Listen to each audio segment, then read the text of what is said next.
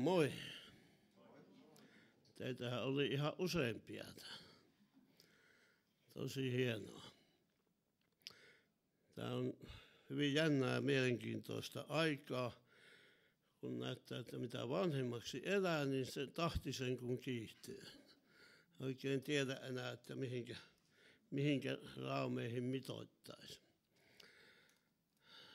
Jos nyt jaksatte olla rukouksen hengessä, niin on hyvä, kun mä olen ollut oikeastaan 2 viikkoa ja viimeisen viikon erikoistin tosi kovassa flunssassa ja on ääni välillä on ollut ihan äänetön yhtiömies, että jospa se kestäisi tämän puheajan. Joo, tosiaan on tuolla Kauhajoella nyt vähän toista vuotta kulkenut ja siinä oli semmoinen, kun sanoin, että joskus se sanoma tulee ihan itselle. Niin keskellä yötä noin 3 aikaan mut herätettiin, aivan olisi tönästy kylkeen ja aivan samalla lailla kuulin kuin Paavali. Tai korvilla kuulun, mutta aistin ja tunsin, kun sieltä huudettiin, tule yli Kauhajoita ja auta meitä. Ja nyt mä oon ollut sitten auttelemassa ja katsotaan minkä aikaa siellä tarvii auttaa. Ja pastoripula näkyy olevan Suomessa aikamoinen. Ja siksi näitä vanhoja ukkoja sitten kuljetellaan. Se on ollut aika jännää, että erikoisesti vapaakirkoissa mä oon nyt muutaman vuoden ajan tosi paljon käynyt ympäri Suomea. Ja ainakin taitaa jo 5 tai 6 kertaa olla siellä Kiponniemessä eläkeläispäivillä. Jälleen sitten tulkaa mukaan. Jos olette sopivassa iässä, niin taas sitten elokuun loppupäässä ollaan siellä. Tuossa veljet antoi luvan, että saan vähän näyttää paria kirjaa. Mä en näistä pitkään kerro, mulla on aika tiivis paketti tänään ja koitan keskittyä hyvin siihen, hyvin pitkiä esittelyjä muuten tee. Mutta Vapaakirkon pastori Paul Raja-aho tässä muutama vuosi sitten istui meitä vastapäätä, olimme Torrevieassa Espanjassa, jossa olimme silloin työssä ja istuttiin jossakin ravintolassa ja Paul katsoi mua silmiin, että Hannu, kuule, teillä on niin mielenkiintoinen elämä, että siitä pitäisi jonkun tehdä kirja. Se oli varmaan, en tiedä kuinka monen 100, joka sanoi näin. Ja mä sanoin Paul, että ala kirjoittaa. Siitähän se selviää, niinhän se alkoi. Ja siitä syntyi tämmöinen pikkusen vajaa 300-sivuinen kirja, jossa on muutama raapasu meidän elämästä. Ja tämä nimi on Matkalla Jumalan ihmeessä. Tämä on pikkusen vaarallinen mulle tämä kirja, kun mä oon, nimittäin muutama ihminen on mennyt antaa turpaa mua tämän kirjan takia. Yksikin sanoi, että sua pitäisi antaa turpaa. Että minkä takia? No kun oli niin mielenkiintoinen kirja, että en ole yönä pystynyt nukkumaan. Kun aloitin illalla, niin en voinut jättää käsistä. Arja, vaimoni tuossa kerran otti kynän ja rupesi uudelleen lukemaan tämä kirjaa sillä, että hän merkkasi niitä ihmeitä, kun tämän kirjan tarkoitus oli nimenomaan, se ei kertoa meidän elämästä, siinä ei ole paljon kertomista, mutta Jumalassa on paljon kertomista. Ja että sillä eholla saat kirjoittaa sen, että se kertoo Jumalan teoista. Ja niitähän piisaa. Niin näitä ihmeitä, mitä olemme ihan henkilökohtaisesti omin silmin ja korvin ja paikalla ollessa nähneet ja olleet mukana, niin Arja löysi tästä kirjasta pitkälti yli 200, 300. Että vaan näin suppeisiin kansiin, niin se on melkein joka sivulla joku. Niin tuolla on tätä. Ja on maksulappu välissä, saat ottaa ja maksat sitten kun jaksat. Jos et jaksa, niin pane auringonlaskuun. Sitten on toinen kirja, joka on yksi ihme mun henkilökohtaisessa elämässä. Se on tämmöinen runokirja kuin Aamuria ja huumoria. Olin Laihialla jo eläkevirassa siinäkin tässä muutama vuosi sitten pahimpaan korona-aikaan ja sitten yhtenä iltana oltiin vanhemmistona koolla ja veljet rupesi sitten rukoilemaan ja vanhemmiston puheenjohtaja rupesi siunaamaan. Ja vähän pohjalainen mies, niin 1-2 herkistyi nyt, että ihan taisi muutama tippa tulla silmästä. Ja rukoilin, että Jumala, anna tuolle meidän pastorille jotakin ihan uutta. Eikö ole hyvä rukous? No Jumalahan kuuli ja minä itsekin tajusin, että nyt Jumala kuuli tuon rukouksen. Ja parin päivän päästä oli Halkoliiterissä klapia palottelemassa ja siinä alkoi vaan tulla yksi riimi. Ja se oli tämmöinen aika hassu. Ja älä enää peesaa, vaan ala muita jeesaa. Ja siitä syntyi ensimmäinen runo Samalla ladulla.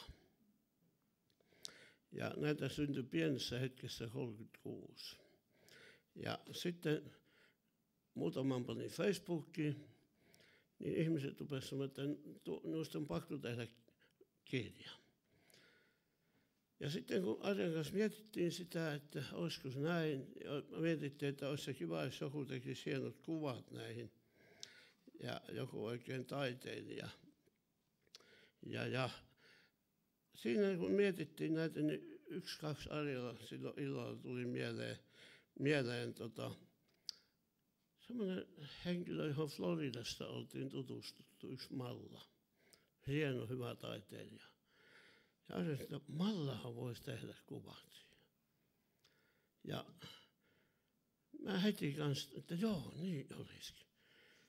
Tiedätkö, meni vaan muutama hetki siitä samana iltana. Malla soittaa monien kuukausien jälkeen. Mitä, varmaan puoli vuotta mitään tekemistä ollut. Malla soitti, että hän luki sun runon Facebookista ja on niin mahtavia, että niistä pitää tehdä kirja ja hän tekee niihin kuvat. Että aha, selvä. Ei mennyt kuin pikku hetki, pari kuukautta siitä eteenpäin, niin kirja oli valmis. Latviasta löytyi hyvä painotalo. Tuossa esimerkiksi mä vaan näytän tuossa Mallan tekemän piirustuksen, näette ehkä sinne. Tämän runon nimi on Juoru. Tuossa ne kanat orrella juoruaan. Joo, ei näistä se enempää, mutta hintalaput on välissä ja pankkitilin numero, että jos haluat, voit ottaa. Ja kaikista hienointa, mitä näiden kirjojen kautta ollaan koettu, että on kuullut, että eri puolilla Suomea on muutamat ihmiset tulleet uskoon luettuaan tämän kirjan. Yksi oli semmoinen nuorehko nainen, joka oli meidän kanssa, meidän tytön kanssa ekalla luokalla. Siellä kävi meidän kerhossa ja kävi meidän kylässäkin. Mä olisin muistanut, mutta hän jostain sai tuon kirjan käteen ja innostui niin paljon, että antoi elämänsä Jeesukselle. Mutta ei enempää nyt muuta. Eikö se mun vesipulli, kun se on täällä? Mutta nyt käydään aiheeseen, ettei me liian pitkä. Oletteko te valmiita istumaan jonkun aikaa? Ottakaa hyvin tukeva asento ja kiinnittäkää turvavyöt, nyt lähdetään. Nimittäin profetoiminen, tämä on aika iso paketti ja olisi ollut parempi, että olisi pystynyt jakaa 2 tuntiin vähintään. Mutta koitan saada sen nyt semmoisen tiivistyyn painoksen teidän kanssanne. Jumalan taloutta kun miettii, niin profetialla on ollut aina valtavan suuri tehtävä tässä taloudessa. Vanhan testamentin profeetat, kun heitä ensin mietitään ihan vaan ohi menne, hehän olivat tämmöisiä kansanjohtajia useimmiten ja Jumalan silmäteriä. Heitä kutsuttiin alussa näkijöiksi. Mä muutamia Raamatun kohtia sanon teille, jos haluatte panna ylös ja sitten kotona mietitte näitä, käytte sitten Raamatun kanssa läpi, niin merkatkaapas näitä ylös.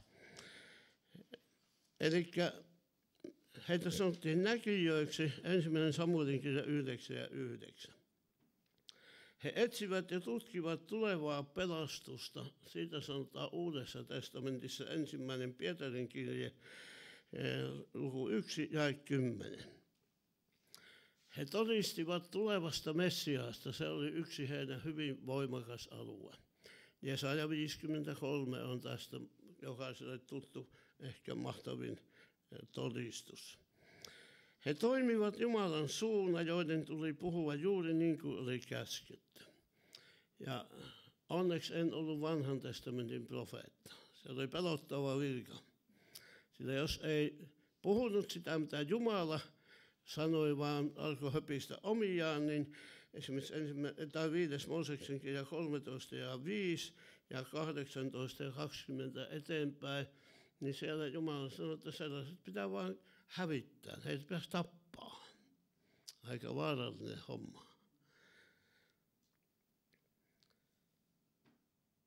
Erikoisesti he olivat siihen aikaan Israelin kansan keskellä niin sanottuja liittoprofeettoja.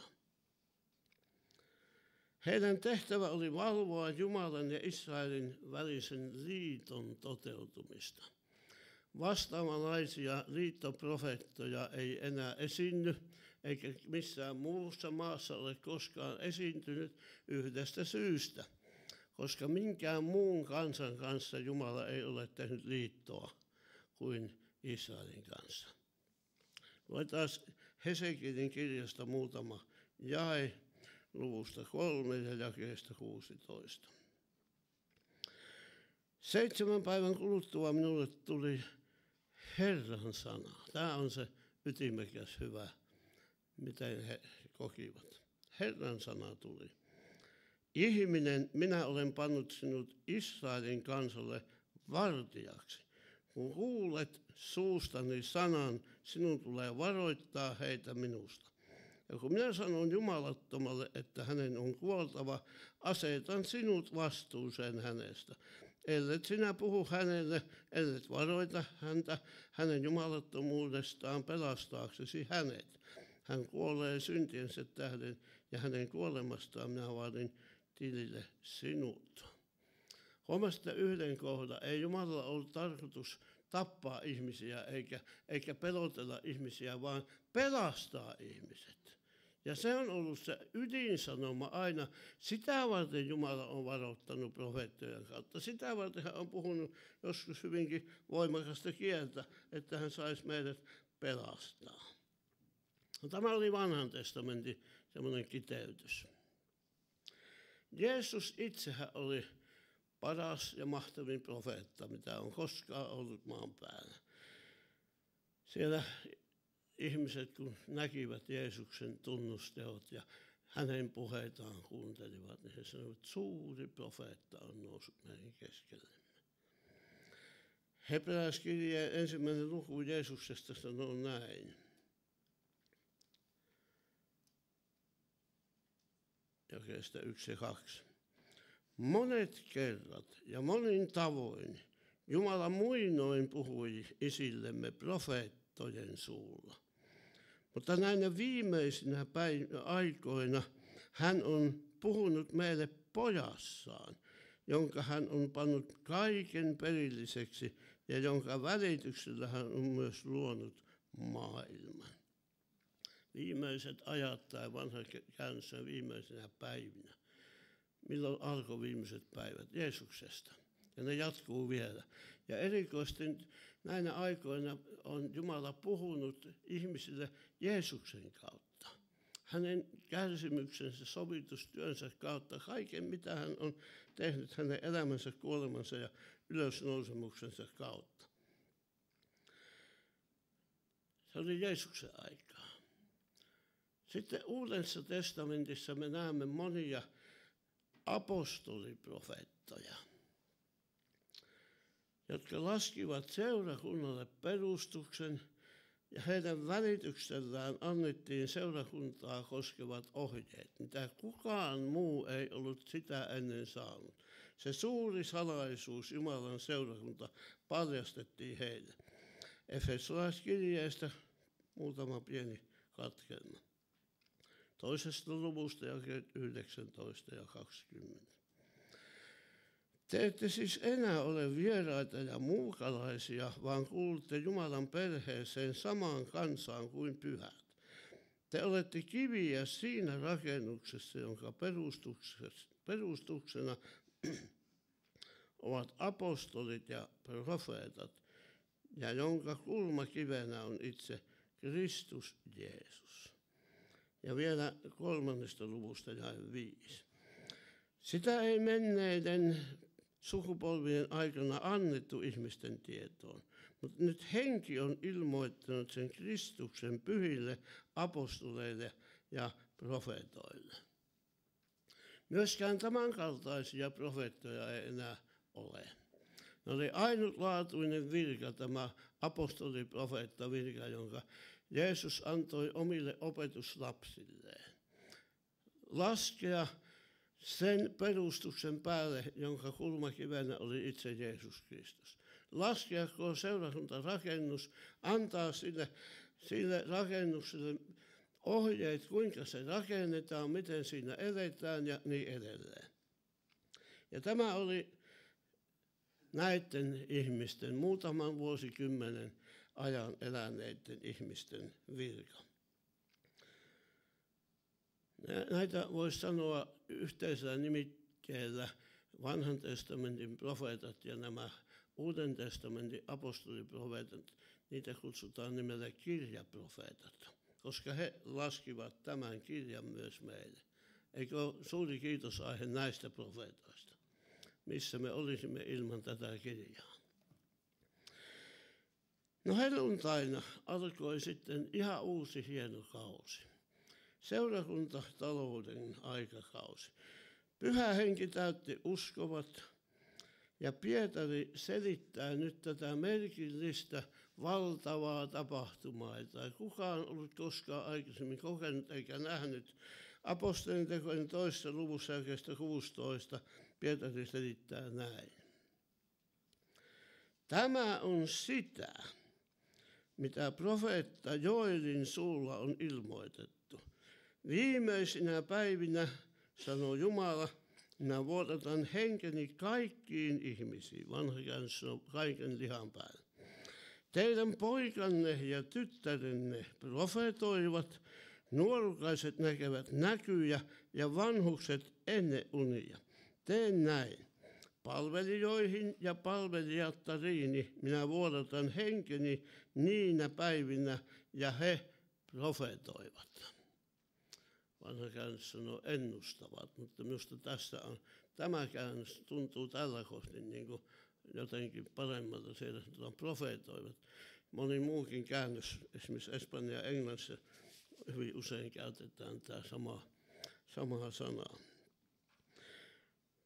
Pietari sanoo aika jännästi tuon, ja tässäkin on nyt sitten tämä uusi käännös jotenkin niin kuin ehkä tarkempi. En sano, että tämä on parempi käännös, jokainen katsoo mitä haluaa lukea. Mieluummin luet monia käännöksiä ja monia eri kieliä, niin silloin sä pystyt saamaan mahdollisimman täydellisen kuvan Raamatusta. Mutta tämä käännös sanoo pikkusen poikkeavasti, kun edellinen käännös sanoo, että tämä on se, mistä on ennustettu. Profeetta Joel on sanonut. Se. Kuittepas, jos se olisi ollut se,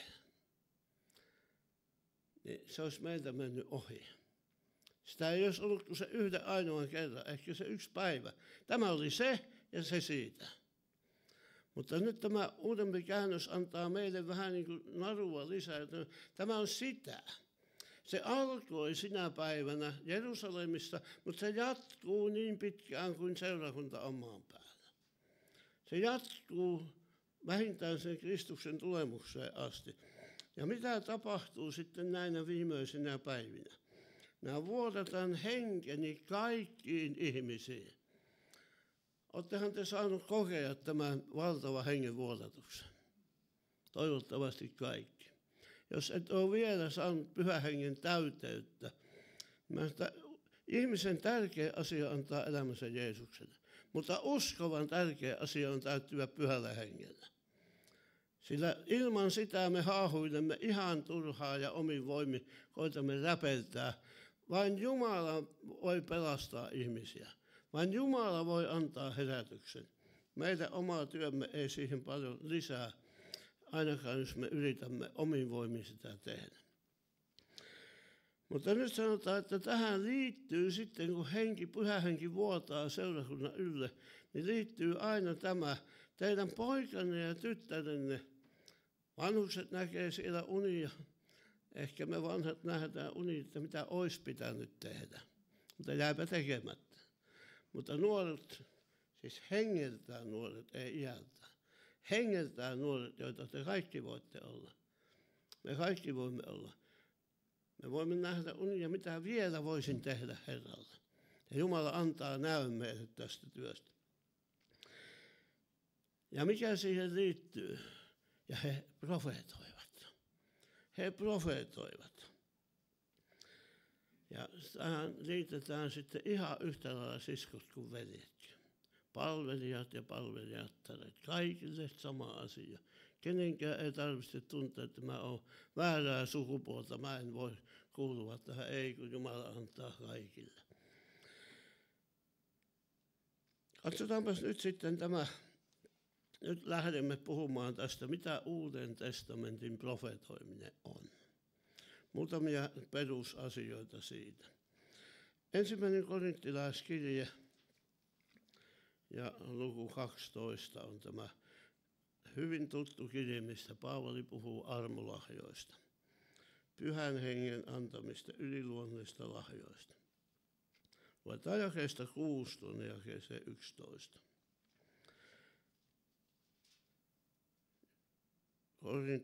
Ensimmäinen korinttilaiskirje 12 ja 6.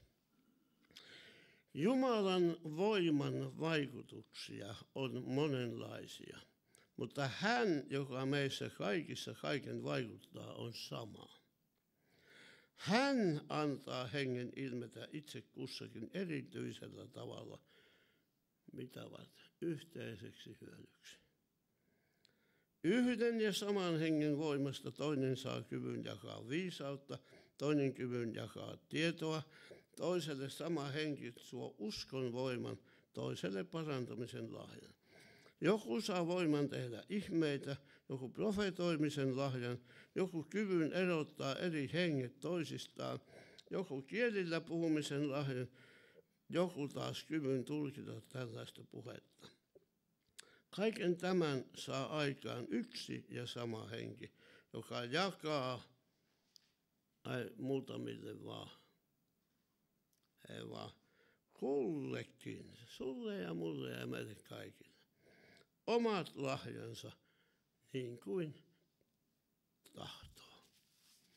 Aivan mahtavaa. Jumala tietää, mitä lahjoja me itse kukin saamme. Meille kaikille on lahja. Eikö hienoa? Ei tarvitse olla joulukuusen alla nyhjöttää, että tuleeko mulle mitään.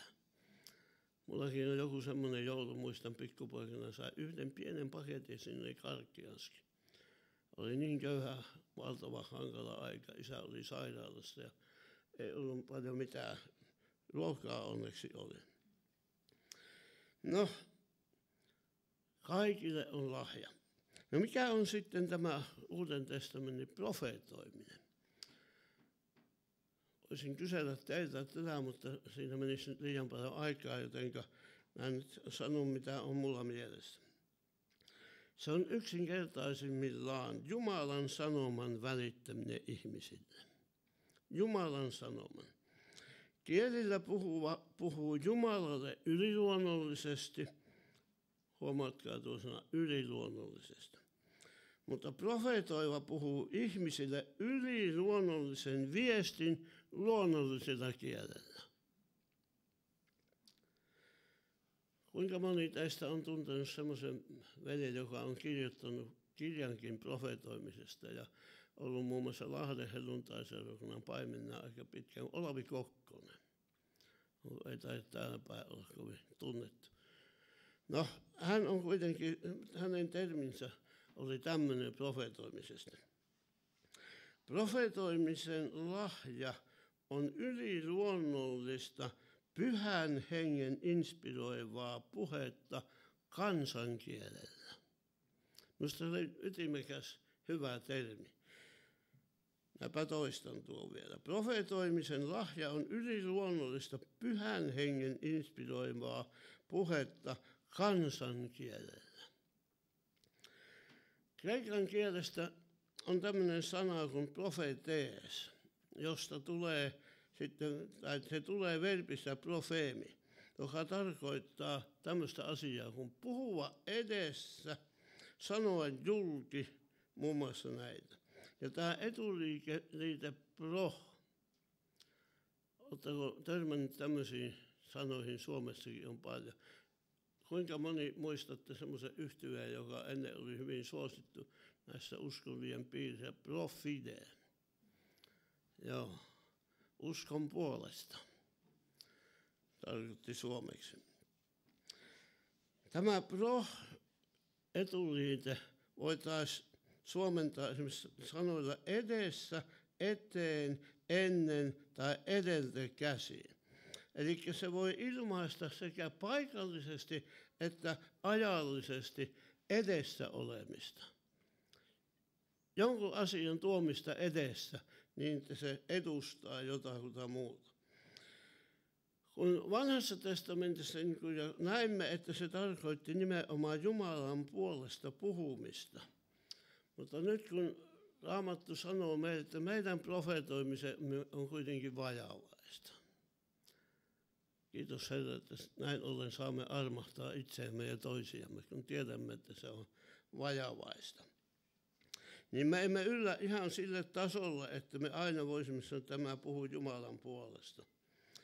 Ja mä vähän pelkäänkin semmoisia sanontoja, jos joku sanoo, että näin sanoo Herra. Mä useimmiten laitan sen sitten pienellä hoolla mieluummin olisi ehkä mukavampi sanoa, että mä koen, että Jumala sanoo näin, tai jotain vastaavaa. Mä en ainakaan uskalla sanoa niin kuin hyvin useinkaan, että näin sanoo Herra. Mutta kuitenkin se on niin kuin tämmöistä edustamista, toisen puolesta puhumista.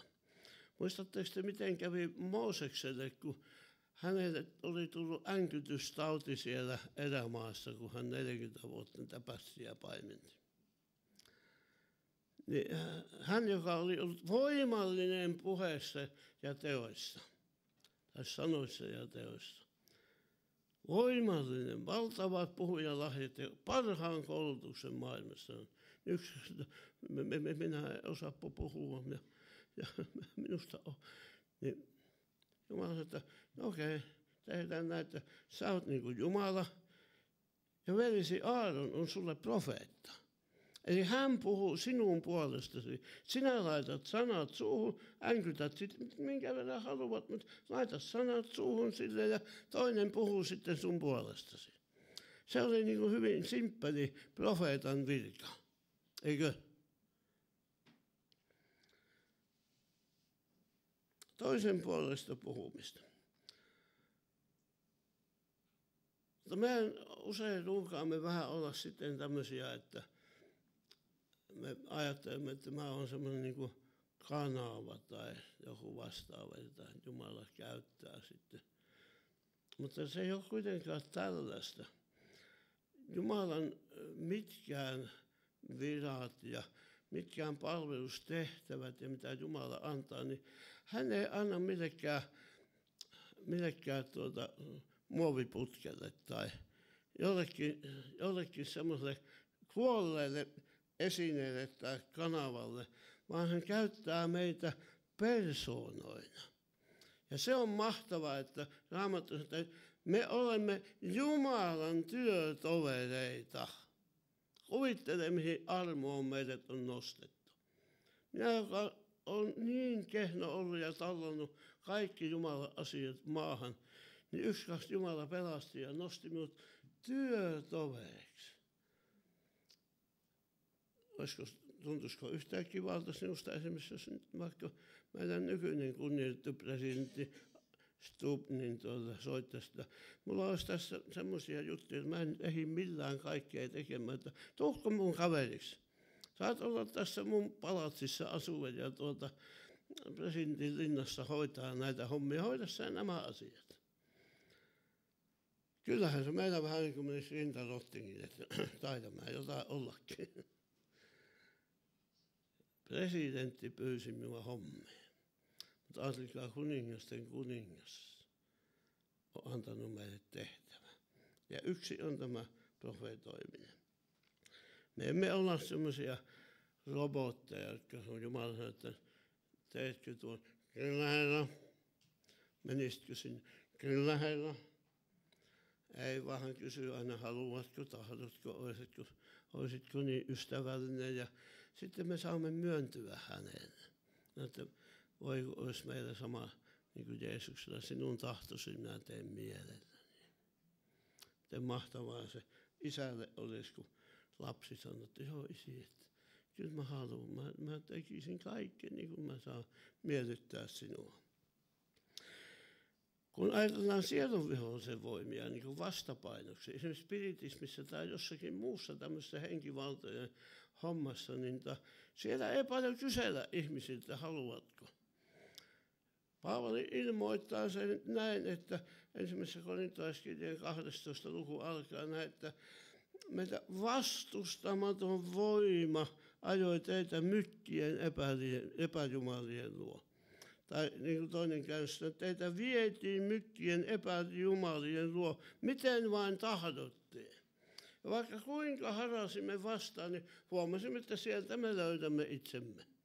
Sieltä pahan teosta löydämme itsemme. Ryyppymies löytää aina sen pullon vierestä itse. Aina on joku ekskyysä, että sen takia ja sen takia. Jos menee hyvin, niin pitää ryypätä. Jos menee huonosti, niin taas pitää ryypätä. Ja siltä välillä. Tai ihan mikä tahansa muu. Mutta aina me ollaan mieluummin haraamassa. Mutta Jumala antoi meille vapaan tahdon tehdä hänen tahtonsa. Nyt mä sanon yhden väittämän. Mä en sano nyt niin, että nämä on nyt mun väittämiä. Miettikää, tutkikaa, katselkaa Raamatusta rauhassa. Jos olette eri mieltä, niin okei. Nimittäin nämä, mitä tänään puhumme, nämä eivät suoranaisesti liity siihen pelastukseen. Jos sinä uskot sydämessäsi, että Jeesus on Herra ja tunnustat hänet suullasi, sinä pelastut, vaikka olisit minun kanssa eri mieltä. Eikö ole hirmu hienoa? Me voimme olla asioista vähän eri mieltä, mutta kun samaa tietä vaan kuljemme yhtä ja samaa eteenpäin. Nyt mä väitän niin, että Uuden testamentin profeetoiminen on harvemmin ennustamista. Sitäkin se kyllä on. Mutta mä sanoisin näin, että meiltä ei ole niin kuin asetettu, eikä sitä profetoimista ole asetettu eläksemme tulevaisuudessa, vaan eläksemme täysillä tätä päivää. Kun meillä on se hinku ihmisillä. Sitä vartenhan ne kaikki nettisivut ja minkälaisia silmänkääntöjuttuja siellä joka puolella ennustetaan korteista ja kahvinpavuista ja kämmenistä ja vaikka millä virvotaan ja varvotaan, että vähän rautettaisiin tulevaisuuden verhoa. Tiedätkö, Espanjahan on ihan täys noitia, niin kuin on Ranskassakin jo enempi rekisteröityneitä noitia kuin lääkäreitä. Mä Espanjassa, kun kadulla tuli näitä kaikenlaisia hömppiä vastaan, niin mä sanoin, että kuule, minä olen semmoinen mies, että mä pystyn ennustamaan sun tulevaisuuden ilman mitään näitä sun välikappaleita muutamassa sekunnissa. Mikäs mies sinä on? Mutta joo, mä tiedän sen. Jos et sä tee parannusta ja luovut tuosta pahuudestasi, niin sä menet helvettiin. Siinä on sun tulevaisuus. Mutta jos teet parannuksen, annat elämäsi Jeesukselle, sä menet taivaaseen. Se on yksinkertainen ennustus. Ja se pitää varmasti paikkaa. Mutta tämä meidän luontainen halu ei profetioiden ole niin kuin tarkoitus tyydyttää sitä. Mitenkäs se Jeesus sanoikaan? Ennen kuin lähti pois. Ei ole teidän asianne tietää aikoja eikä hetkiä, mitkä Isä oman valtansa voimalla on asettanut. Mutta sitten hän sanoi, että mutta teidän asianne on tietää joku toinen. Kun Pyhä Henki tulee teihin, saatte voiman ja tulette olemaan mun todistajia. Se on niin erilainen tehtävä kuin vain jostakin tulevaisuudesta murehtia ja märehtiä ja miettiä, että mitähän siellä, minkälaista pommia me huomenna saadaan niskaan ja minkälaista kauheita. Varmaan tulee vaikeita aikoja, sehän on selvä. Ja mä uskallan sulle profetoida heti näin, että sähän joudut koetukseen ja ahdistukseen. Monen ahdistuksen kautta meidän on mentävä sisälle Jumalan valtakuntaan. Eitähän sen kummempaa profeettaa tarvitse, kun nämä pystyy saamaan, kun se on kirjoitettu. Jumala ei ikinä toimi ohi kirjoitusta. Mutta hän on luvannut vapauttaa meidät kaikista ahdistuksista, olla siellä meidän kanssamme. Mutta mitä se Jeesus itse sanoi? Älkää siis murehtiko huomisesta päivästä. Voi kun osaisimme ja muistaisimme tämän. Minä olen teidän kanssani joka päivä, mihinkä asti? Maailman loppuun asti. Joka päivä. Jos huomenna tulee vaikeampi päivä kuin tänään, niin Jeesus on siinä vierellä. Hän on jo kantanut nekin asiat ja huolehtii meistä. Mutta en tee tyhjäksi sitä, etteikö profetoimisessa myöskin Jumala joskus rauta tulevaisuuden verhoa. On meillekin tehty semmoisia asioita nähty esimerkiksi ennen kuin Kolumbiaan läksimme lähetystyöhön. Mä olin silloin Kauhajoella. Mä olin 7 vuotta pastorina. Mä oon ollut nyt siellä yli 16 vuotta työyhteydessä. Teualla vähän aikaa sitten Kauhajoella, tai Espanjassa 6 vuotta sitten, 7 vuotta Kauhajoella pastorina ja nyt on taas niin kuin jakso menossa. Niin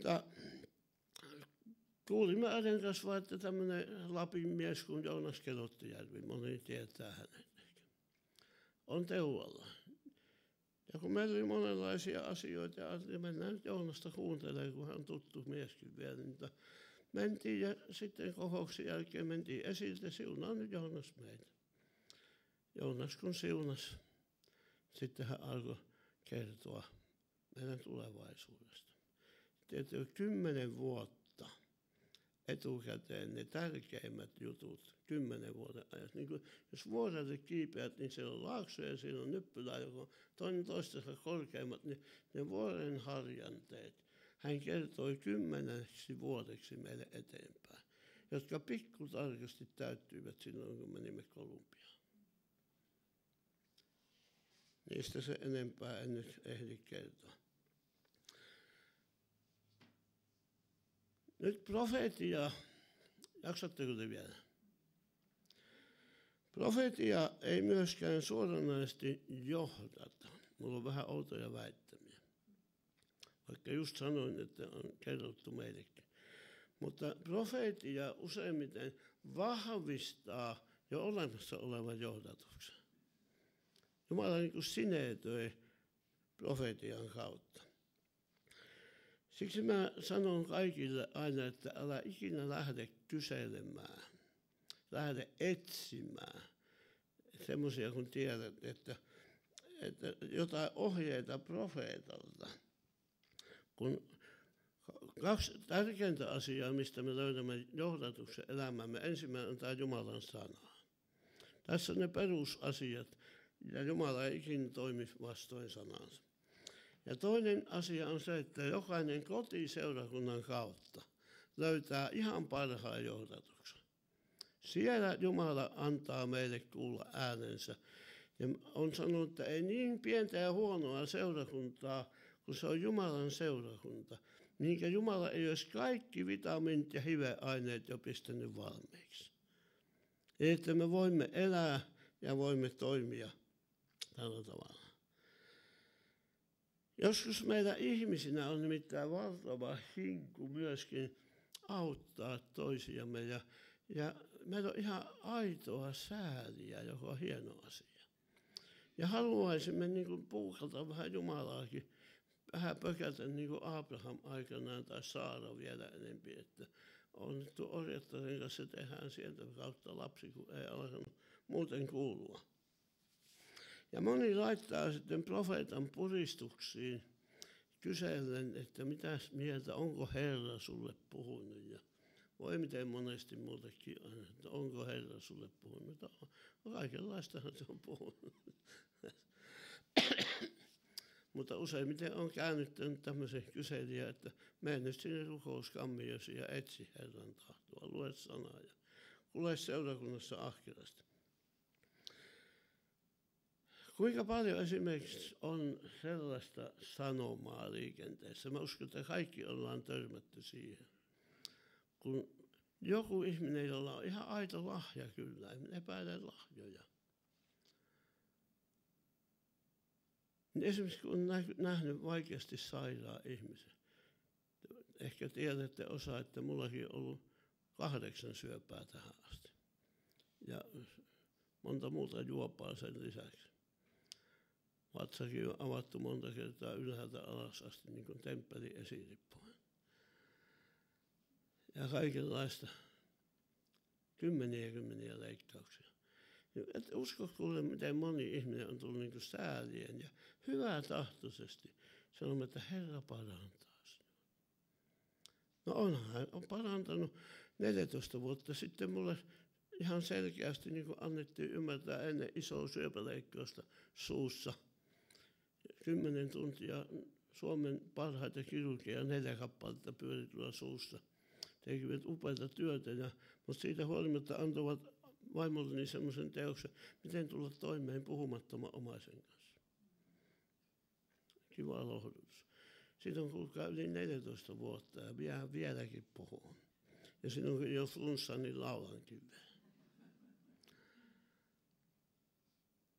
Ja Jumala on se, joka sanoo sen viimeisen sanan aina.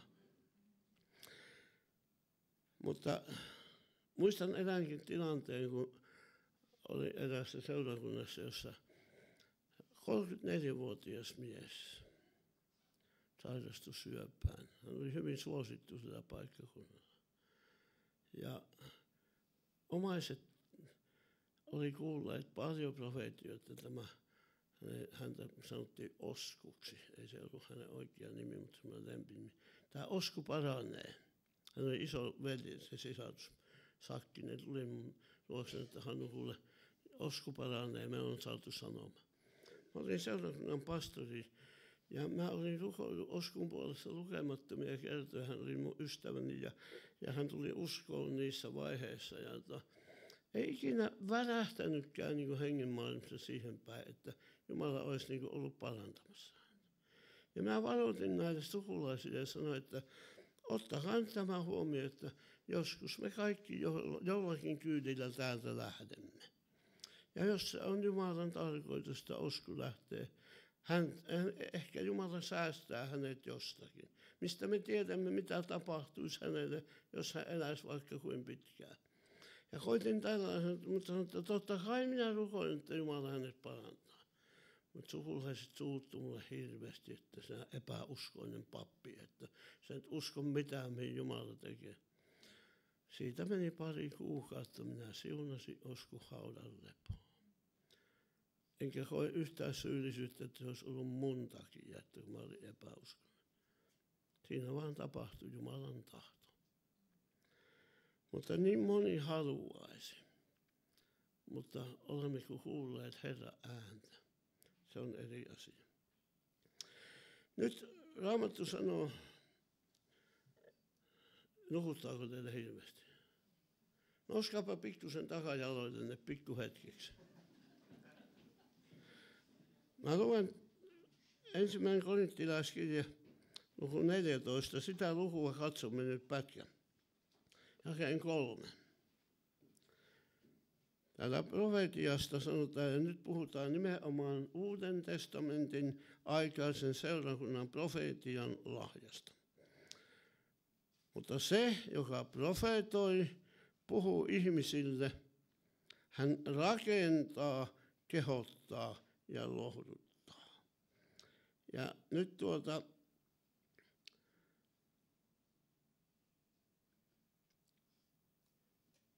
Raamattu sanoo, että meidän ei pitäisi koskaan mennä yli ja ohi kirjoitusta, eikö niin? Ja mitkä oli 3 esimerkkiä? Rakennus, kehoitus, joka on käännetty monissa kielissä rohkaisuksi sekin. Ja lohdutukseksi. Nyt voitte istua. Pieni herätys.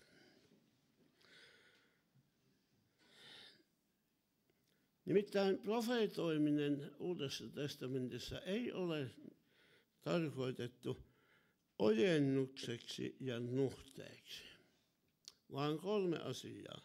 Rakennus, rohkaisu ja lohdutus. Rakennus, kehotus ja lohdutus. Ojennukseksi ja nuhteeksi on tarkoitettu Jumalan sana ja seurakuntavirat. Esimerkiksi vanhimman tehtävä on se, että joskus sinne joutuu nuhtelemaankin. Jos näemme, että joku elää suoranaisesti synnissä, niin joudumme puuttumaan siihen, että hänen sielunsa pelastuisi. Oikea profeetia poistaa epäuskoa, masennusta, apatiaa, murhetta ja tuo tilalle uskoa, toivoa, rakkautta ja ymmärrystä. Ja nyt yksi asia, profeetia enempää kuin mitkään muutkaan armolliset ei ikinä saisi hajottaa seurakuntaa, vaan rakentaa. Tehdä niitä laastia ja tehdä tiiliä siihen, että se muuri olisi vähän parempi ja veli ja sisko voisi pikkusen parempi. Mutta jos me menemme räksyttämään ja olemme olevinaan suuria profeettoja, nuhtelemme ja saarnaamme, niin me karkoitamme nämä heikot keskeltämme. Oikeastaan profeetan, joka profeetoi, niin tulisi kantaa sitä samaa tuskaa sydämessä kuin se heikko ihminen siinä vieressä. Ja siltä tasolta lähteä.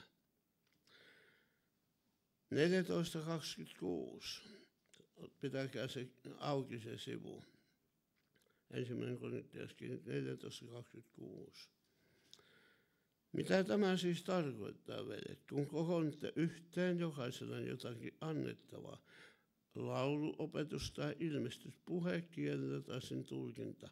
Kaiken on tapahduttava yhteiseksi parhaaksi. Nyt profeetia ei myöskään koskaan, jos se on Jumalan hengestä syntynyt, se ei häpäise ihmistä. Se ei nolaa ketään. Se ei paljasta semmoisia asioita, jotka nolaa ihmisen. Kehotus on aina tämmöinen myönteinen asia, jos se on kehotustakin. Siinä ei tuomita tai uhata, ei siinä ole rangaistusta tai kuritusta, vaan siinä on Jumala nostaa meitä. Jumala haluaa tehdä hyvää meille ja antaa toivon meidän elämäämme ja Jumalallisen avun. Eihän se, jos me painamme toiseen, eihän se ketään auta. Mutta jos me haluamme rohkaista, se voi auttaa. Se rakentaa seurakuntaa 14 ja 4. Kielellä puhuva rakentaa itseään, profeetoiva rakentaa seurakuntaa. Seurakuntaa. Nyt tullaan hyvin oleelliseen pisteeseen. Uuden testamentin profeetiat on ennen kaikkea tarkoitettu, että ne tuodaan seurakunnan keskellä. Sanotteko tähän jotakin? Ai semmoista.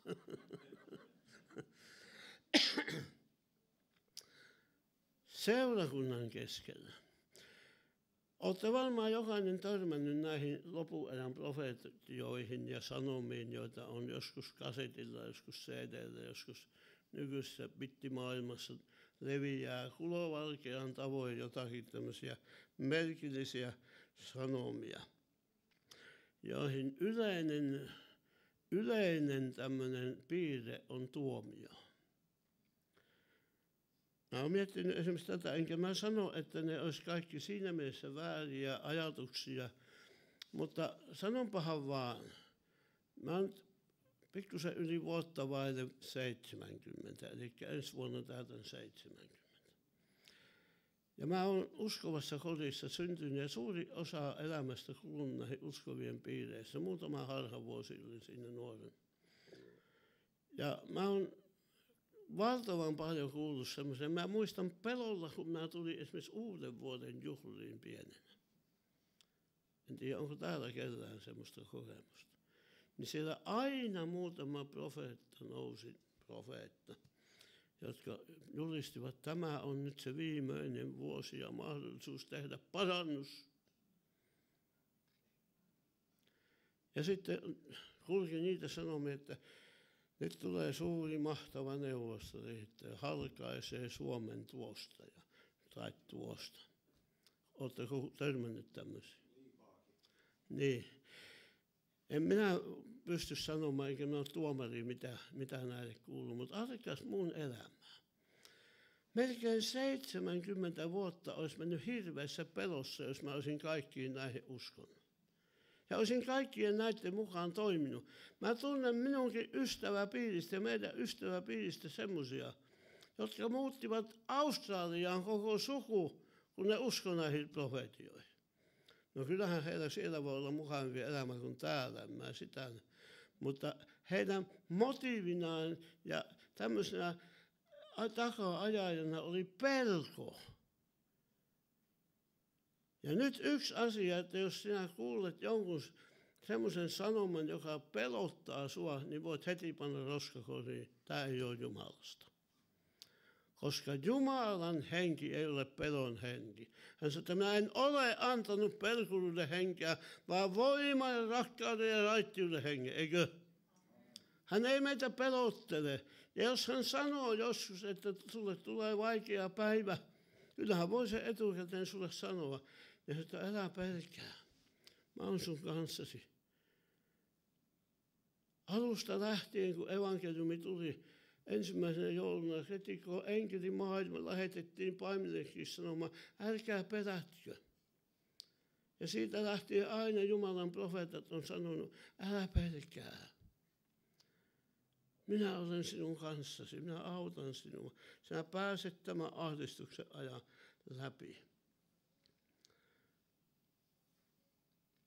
Nyt, minkä takia nämä tuomion sanomat, jotka kulkee tuolla seurakuntien ohi, ei siis seurakunnan sisällä, vaan ohi, miksi ne ovat niin kuin mun mielestä epäraamatullisia ja jopa vaarallisia? Ensinnäkin ne eivät rakenna seurakuntaa. Siinä on ensimmäinen raamatullinen mitta. Ne eivät sisällä sanan vaatimuksia, näitä kolmea: rakentaminen, rohkaisu tai lohdutus. Ja kolmanneksi se, mitä mä sanoin, että niissä on Jumalalle ja Raamatulle vieras pelon henki. Neljänneksi ne eivät liity Jumalan palveluselämään niin kuin profeetiaan liittyy, josta juuri puhuimme. Sitten viidenneksi, kun ne on ohi sanaan kulkevia tämmöisiä jumalallisena sanomana lähetettyjä, joita yleensä niin kuin ei saisi edes arvostella, eikö? Ja auta armias, jos menet sanomaan poikittain sana joku, että kuinka sä tohdit nostaa ääntäsi Jumalan profeettaa vastaan? Kuinka sä tohdit niin kuin olla eri mieltä? Heti on jo tässä, kun Raamattu nimenomaan käskee meidän arvostella. Siihen vielä palaamme pieneksi hetkeksi. Mutta kun nämä sanomat niin kuin rinnastetaan, tavallaan niin kuin rinnakkain luetaan Raamatun tekstien kanssa ja nostetaan samaa arvoon kuin Raamatun kirjoitukset. Niistä tulee äärettömän vaarallisia, koska ne ei kuitenkaan ole yhtä pitäviä. Sitten seuraavaksi useinkaan ne ei toteudu. Siinähän se onkin. Vanhassa testamentissa sanotaan, että jos joku sanoma ei toteudu, niin profeetta on puhunut omiaan. Älkää uskoko häntä. Ja jopa sitten käskettiin tämmöiset nitistää. Ja näitä ei voi sitten arvostella. Tässä on monta syytä, minkä takia minä en halua kuunnella tämmöisiä sanomia. Jaksatteko vielä hetken? Tämä on iso paketti, minä ihan kevyesti haluan nyt tuoda. Nyt on kaksi asiaa, missä me ollaan monesti hämmästyneitä ja hämillään. Ja mä oon tätä tutkinut kymmeniä vuosia, miettinyt, että miten se voi olla näin. Kun minullekin opetettiin nuorena helluntai-herätyksessä. Ihan suoraan, että ei profeetan virkaa enää ole. Ei ole profeetan virkaa. No mä äsken perustelin muutamia, että minkä kaltaisia profeetan virkoja ei ole. Niitä ei kyllä ole, se on totta. Mutta Raamatusta kuitenkin käy ihan selvästi ilmi, että on kaksi eri asiaa. On profeetan virka ja on profeetoimisen armolahja. Ja nyt mä perustelen teille vähän. Luetaan Efesolaiskirjeen 4. luku. Ja sieltä jakeesta 11 jakeeseen 13. Efesolaiskirjeen 4. Hän, Jumala, antoi seurakunnalle sekä apostolit että, mitä seuraavaksi sanotaan? Profeetat. Ja sitten evankeliumin julistajat sekä paimentajat-opettajat, varustaakseen kaikki seurakunnan jäsenet palvelutyöhön Kristuksen ruumiin rakentamiseen. On siis ihan selvästi olemassa ihmisiä, joille on Jumala antanut tämmöisen viran. Aivan samalla tavalla kuin nykyisin voitaisiin puhua pastorin tai jonkun muun virasta. Henkilöitä, joiden Jumala on uskonut profeetallisen sanaan. Ja nyt mä sanon näin, että useimmiten tämmöinen profeetan virka liittyy aivan kuin siamilaiset kaksoset yhteen, ja se liittyy saarnavirkaan. Saarnavirkaan. Nyt sanon näin, että ei kaikki saarnaajat ole profeettoja, mutta osa saarnaajista on profeettoja. Onko semmoinen nimi kellekään, ehkä vanhempi väki saattaa muistaa Oulusta tämmöinen pastori kuin Otto Koivukangas. Jotkut muistaa, joo. Muistan joitakin hänen pitämiä kokouksia. Hän oli semmoinen, että hän oli vähän niin kuin hahoili siinä alussa, että mistä hän rupesi puhumaan. Ja tuntui, että ei pääse kiinni mistään. Ja vähän kansakin oli hämillään, että mitä tässä on. Mutta 1-2 latu löytyi ja se profeetallinen voitelu laskeutui hänen ylleen. Ja hän julistaa aivan kuin ilmestystietoa. Ja voi sitä kohti käypää tekstiä. Kerta kaikkia ihmisille. Toi tietää kaikki mun asiat. No ei hän tietänyt, mutta Jumala tiesi. Voitelu. Jukka Rokka, onko hän tuttu kellekään? Paljon kirjoittanut kirjoja, vanha lähetyssaarnaaja, joka on nyt jo Herran luona ollut jo kauan. Hän sanoi joskus näin, jäi mieleen hänen sanonta. Ei minun tarvitse usein profeetoida, koska julistukseni on profeetiaa. Miettikää tätä. Minulle se tökkäsi hyvin syvälle. Näin sen täytyy olla. 14.29. Hypätäänpäs tuohon takaisin.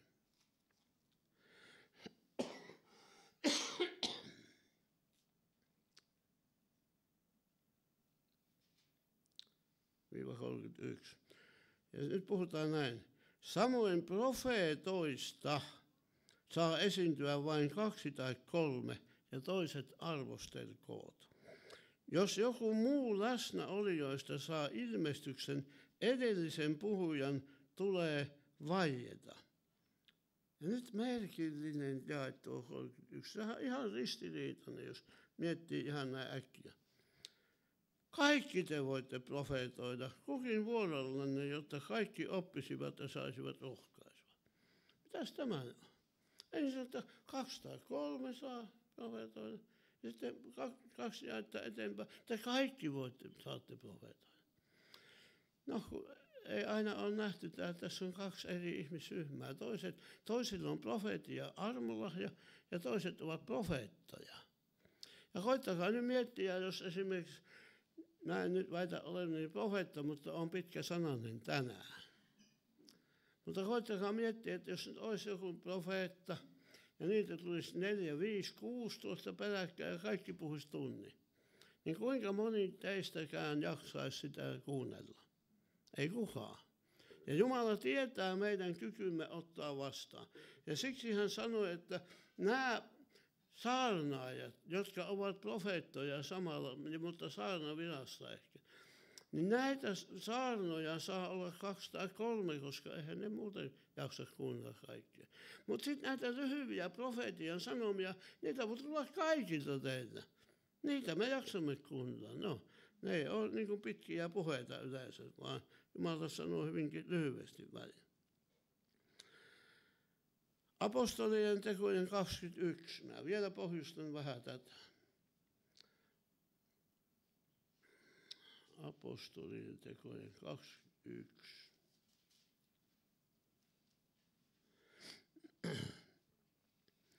Jakeesta 8.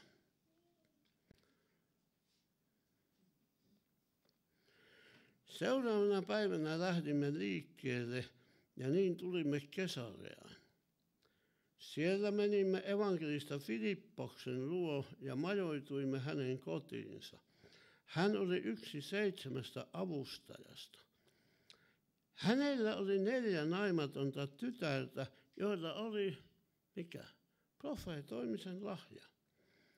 Olimme olleet kaupungissa jo useita päiviä, kun sinne saapui Juudeasta Agabos-niminen profeetta. Hän tuli luoksemme, otti Paavalin vyön, sitoi sitä jalkansa ja kätensä ja julisti, näin sanoi Pyhä Henki. Tällä tavoin juutalaiset Jerusalemissa sitovat sen miehen, jonka vyö on niin edelleen. Voi miten selkeästi tässä Raamatussa. 4 profeetian lahjan omaavaa tyttöä oli tällä Filippoksella. Ja nyt kun he olivat olleet Paavalin luona tai kanssa monta päivää, he tiesivät jo Paavalin juttuja, hän oli kertonut, mitä hän aikoo tehdä ja suunnitelmiaansa ja kaikkia näitä. Ei hän ollut semmoinen vierasta, Jumala olisi tarvinnut jotain paljastaa profeetian kautta. Nämä tytöt tunsivat Paavalin, se oli tuttua kauraa. Eikä nämä profeetoineet mitään. Mutta sitten saapuu profeetta muualta. Ja nyt näemme, että tämä profeetan virka on usein tämmöinen yliseurakunnallinen tai useita seurakuntia kattava virka. Ja nyt hän tuli ihan muualta, hän ei tiennyt Paavalin asioista mitään. Hän pystyi puhtaasti tuomaan sanoman, koska hän ei tiennyt asioita. Siis tällä profeetalla, niin kuin apostolilla myöskin, on laajemmat valtuudet yli seurakunnan rajojen. Minäkin ajan autoa. Me tulimme asuntoautolla tänne ja olimme pitkän matkan takaa, niin oltiin Seinäjoella yötä. Mutta mä oon ajanut autoa vuosikymmenet, mutta ei mun virka ole auton kuljettaja. Mä kyllä ajan sitä. Mutta sitten on niitä, joilla on auton kuljettajan virka. Ja he ajavat sitä työkseen. Ja heillä on ihan erilainen suhde. Heillä voi olla työsuhdekin. No vähän samalla tavalla on profeetian lahjan ja viran kanssa. Ja nyt sanotaan, että tätä lahjaa voi tavoitella kaikki. Tavoitelkaa profeetoimisen lahjaa. Mutta virkaa asettaa Herra. Siihen ei kenenkään tarvitse pyrkiä eikä tavoitella, vaan siihen asettaa Herra. No nyt sitten,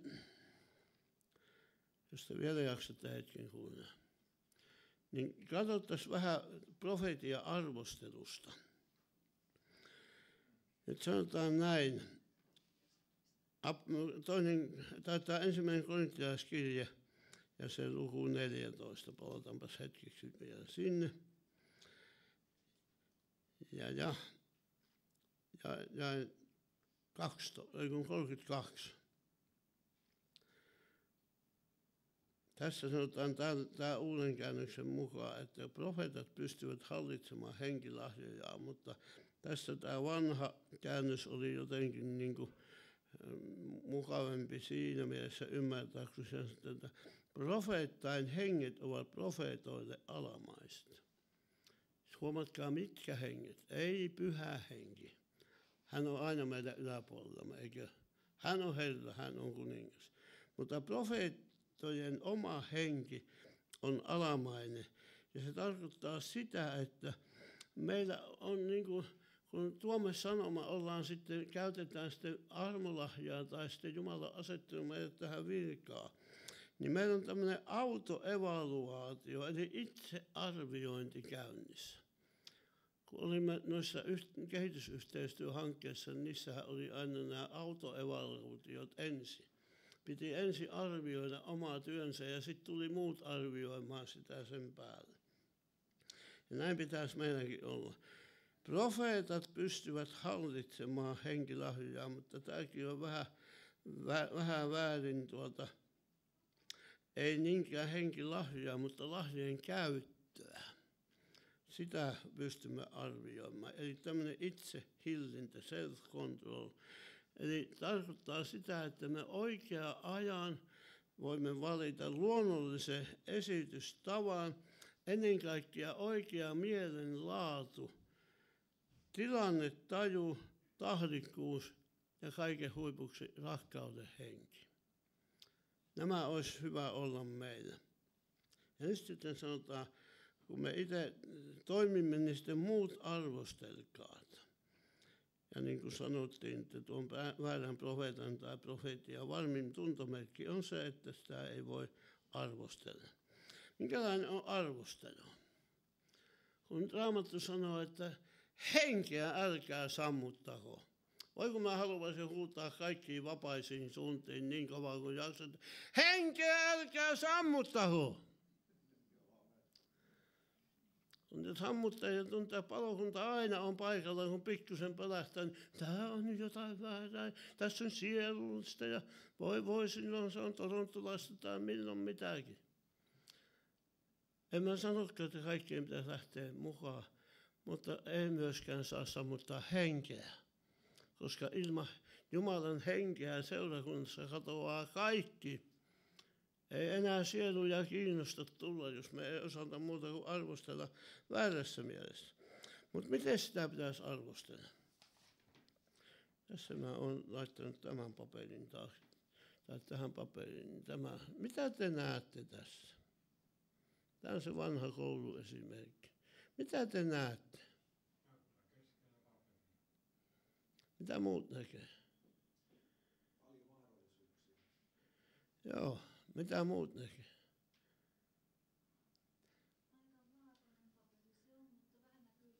No joo, pannaan näin, niin ei näy tuo. No vieläkin näkyy, joo. Okei, mutta tarkoitusta se olisi valkoinen. Näin joku opettaja jossain koulussa oli puhunut luokalle. Mitä te näette? Ja se on valitettavaa, että useimmiten me näemme sen mustan pienen täplän. Se epäkohdan. No hyvä sekin joskus huomataan, mutta valtava iso valkoinen paperi, jossa on 1,000,000 mahdollisuutta, niin kuin täällä sanottiin. Ei vain näitä epäonnistumisia, vaan valtava mahdollisuus. Myönteinen arvostelu. No miten te syötte kalaa? Sanotte, että kala on pahaa, kun siinä on ruotoja. Siinä on niitä piikkejä, mä en alas syömään kalaa. Kala on kuulkaa valtavan hyvä ruoka. Minä pikkupoikana näin semmoisen äijän, joka kulki siellä meidän kylillä. Se työnti isonkin kalan tästä toista suupielestä, niin se oli kuin puimakone. Se työnti sen kalan näin ja toisesta suupielestä tippui ruodat. En ole muita nähnyt vastaavia, mutta se osasi sen ruotimisen. Mutta nythän on se, että Raamattu sanoo, että pidä se, mikä hyvää on. Hylkää vaan se, mikä on niin kuin. Nyt kun meidän profetoimisemme on vajavaista, niin ei sen takia pitäisi pahasti arvostella ja varsinkaan sanoa rumasti toiselle tai lannistaa toisen henkeä. Kun eihän vajavainen profetoiminen tai erehtyminen, niin ei se on ihan luonnollista. Ei se tee ihmisestä väärää profeettaa. Kun me ajatellaan, että jos se erehtyy, niin se on väärä profeetta. Tiedätkö, minkälainen on väärä profeetta? Se kääntää ihmisen sydämet pois Jumalasta. Ja vajavainen profeetia kuitenkin pyrkii lähentämään Jumalaa ja lohduttamaan ja antamaan oikeanlaista hyvästä mielestä. Väärä profeetta kääntää uskosta ja evankeliumista pois. Minkä takia? Koska hänessä vaikuttaa väärä henki. Tiedättekö ystävät, mitä varten Jehovan todistajien oppi on niin vaarallinen?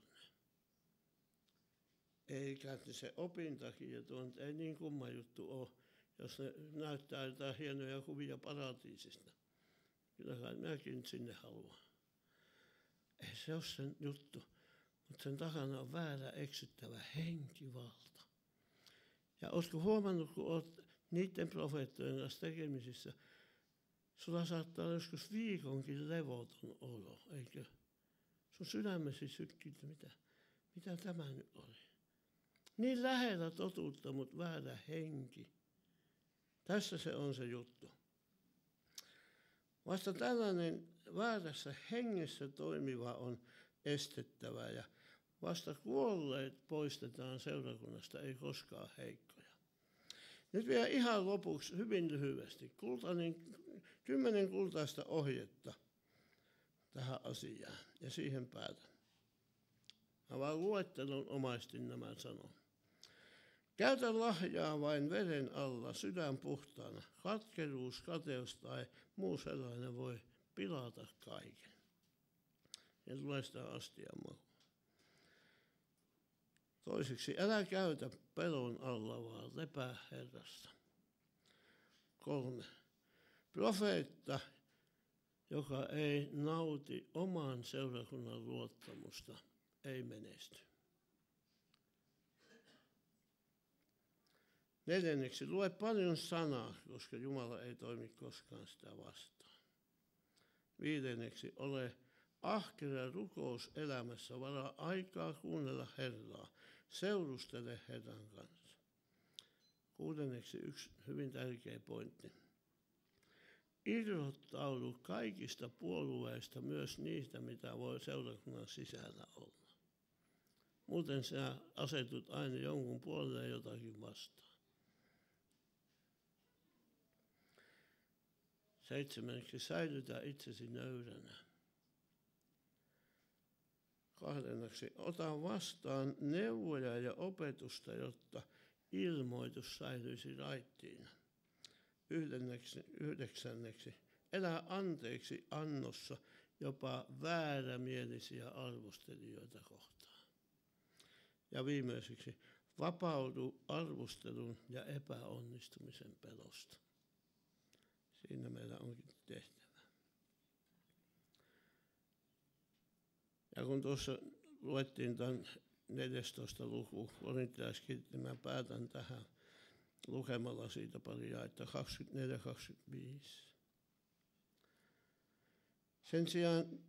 Jos sen sijaan kaikki profeetoisivat, joku epäuskoinen tai ulkopuolinen tulisi paikalle, hän joutuisi kaikkien koeteltavaksi ja tutkittavaksi.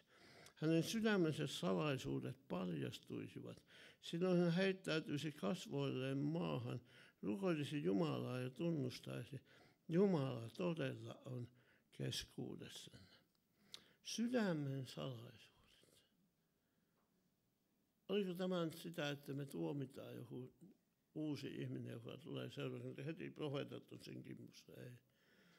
Vaan siellä voi olla kipeitä asioita, joita tämä ihminen kantaa tullessaan. Se on ehkä vuosia kysellyt, miten mä voisin näistä vapautua. Ja nyt joku profeetia tulee ja antaa sen lohdutuksen Jeesuksen verestä, sä oot puhdas ja niin edelleen. Sä voit käydä eteenpäin. Ja on tämmöisiä kysymyksiä ja kätkettyä hätää ja kaipausta, niin kuin oli Natanaelilla. Meidän paras profeettamme sanoi, minä näin sinut siellä viikunapuolella. Mitä hän lie Natanael miettinyt siellä? Ehkä hän mietti hyvinkin synkkiä asioita. Ehkä elämässä oli tosi hankala tilanne. Jeesus, että mä näin sinut. Mä näin sun tuskasi, mä näin sun ahdistuksesi. Mitä kaikkia siihen kätkeytyi. Ja Natanael sanoi, että sinä olet Jumalan poika, sinä olet kuningas. Jeesuksen todistus on profeetia henki ja hän todistaa meidän syyttömyyttämme. Voi miten ihana on Jumala ja miten rikkaat on hänen laitumensa. Tässä ollaan vaan niin kuin jollakin pikkumurhuisia katsottu, mutta näkisimme kaiken, mitä hänellä meillä on. Meille on varattu. No niin, eiköhän se riitä. Jaha, jotain käskyvää pyyntöä. No rukoillaan. Mites ihan yhden kysymyksen haluan vaan esittää, että onko tässä joukossa, jotka tänne olette tulleet nyt useimmistakin seurakunnista, niin onko teillä kaipuuta, että voiko Jumala saisi käyttää minua? Kuinka moni kaipaa tällaista asiaa? No sittenhän me siunataan sua tässä näin julkisesti. Ja mä viitin nyt rukoilla läheltä, kun mulla on tää flunssa, että tämäkin on luonnollinen asia, että pöpötentää uskovissakin. Niin mutta jos tarvitte esirukousapua, niin täällä varmaan on siskoja ja veljiä sitä varten. Mutta nyt siunataan toisiamme ja rukoilla, että Jumala voisi meille antaa parhaita lahjoja ja antaa väkevää hengen vuodatusta seurakuntiin niin, että uskovissa syntyisi into ja herätys syntyisi seurakuntiin ja Jalasjärvi olisi pian voitettu Kristuksella. Herra Jeesus, tässä mahtavassa ilmapiirissä, jonka olemme aivan vähän niin kuin tämmöistä pyhää hiljaisuutta kokeneet.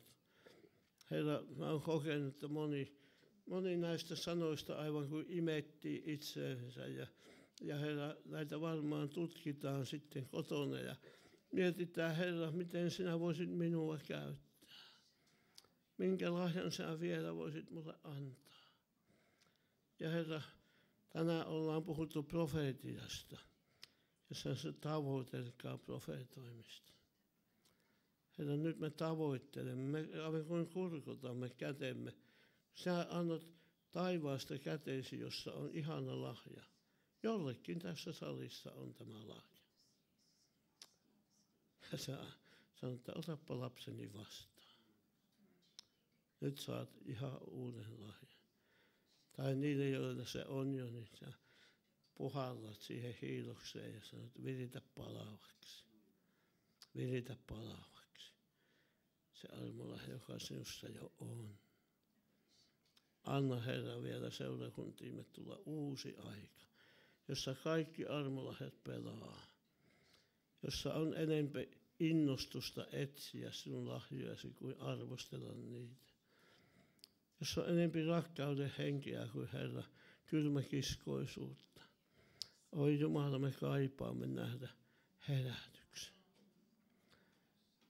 Ja kiitos Jeesus, sä tulet se antaa vielä. Herra, vielä tulee tämä syyssade, joka peittää siunauksillaan kaiken maan. Ja koko maa on täynnä Herran kunniaa. Kiitos, että ollaan näin mielenkiintoisia aikoja kohti menossa. Kaikki tulevat näkemään Jumalan kirkkauden. Kiitos Jeesus, saamme olla viemässä toivon sanomaa, emme epäuskon sanomaa ja tuomion sanomaa, vaan toivon sanomaa sinusta. Jeesus, sinä et jäänyt hautaan, vaan sinä elät. Herra, siunaa näitä Jalasjärven seurakuntia, aivan kaikkia.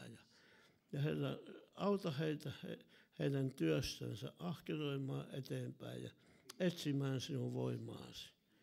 Jeesus, kiitos Herra, että siunaat kotimatkamme jokaisen. Isä Jeesuksen nimessä.